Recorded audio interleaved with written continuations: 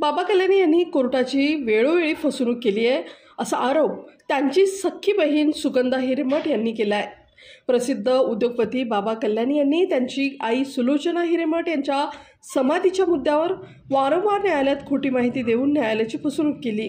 सातत्यानं आपली भूमिका बदलणाऱ्या आणि खोटी माहिती पुरवणाऱ्या बाबा कल्याणी यांच्यावर न्यायालयानं तातडीने कठोर कारवाई करावी अशी मागणी कल्याणी यांची सख्खी बहीण सुगंधा हिरेमठ यांनी वकिलांमार्फत पुणे दिवाणी न्यायालयामध्ये केली।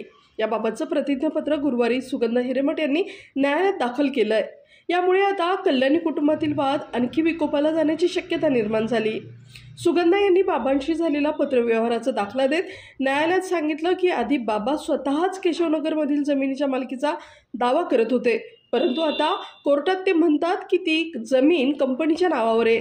त्यांनी हा बदल कोर्टाच्या दिशाभुलीसाठी मुद्दाम केला असा आरोप सुगंधा यांनी केला आहे।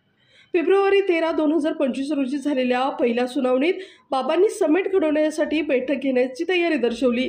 त्या बैठकीत त्यांनी सांगितलं की काशीच्या जंगमवाडी मठात आईच्या नावानं शिवलिंग स्थापन केलं असून समाधीची गरज नाहीये।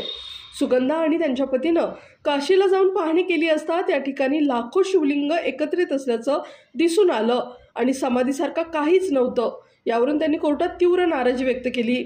बाबा कल्याणी यांनी यावर उत्तर देताना सांगितलं की सर्व भावंडांमध्ये चर्चा अपेक्षित होती, परंतु त्यांचा धाकटा भाऊ उपस्थित राहिला नाही। तसंच त्यांनी हेही स्पष्ट केलं की आईच्या मृत्यूनंतर सर्व विधी धार्मिक गुरूंच्या मार्गदर्शनाखाली पार पडले आहेत। पुढील सुनावणी 27 जून रोजी होणार आहे।